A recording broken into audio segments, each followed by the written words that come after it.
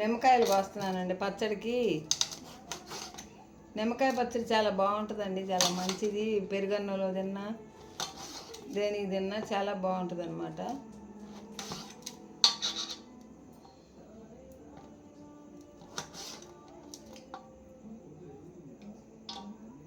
పైత్యం లేకుండా బాగా టేస్ట్గా పట్టుకుంటే నీట్గా గింజ ఈయన అంతా తీసేసి పచ్చడి నీట్గా పట్టుకుంటే చాలా బాగుంటుంది అన్నమాట నిమ్మకాయ పచ్చడి.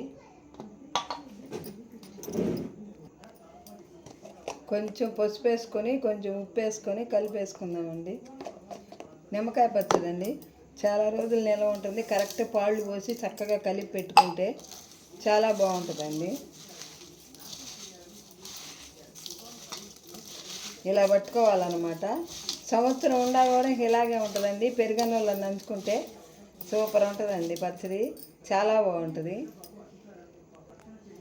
ఇది 60 కాయల పచ్చడి అండి. 60 కాయలకి ఈ గ్లాస్తో 2 గ్లాసులు ఉప్పు పోసానండి, కొంచెం పసుపు వేసాను. తర్వాత ఒక 5-6 రోజుల తర్వాత మెంతిపిండి కారం కలుపుకుంటే సంవత్సరం రోజులు నిల్వ ఉండే పచ్చడి అండి. సూపర్ ఉంటుంది అన్నమాట, చాలా బాగుంటుంది ఇది. ఇదిగోనండి ఇట్లా కోసేసాను. రెడీ.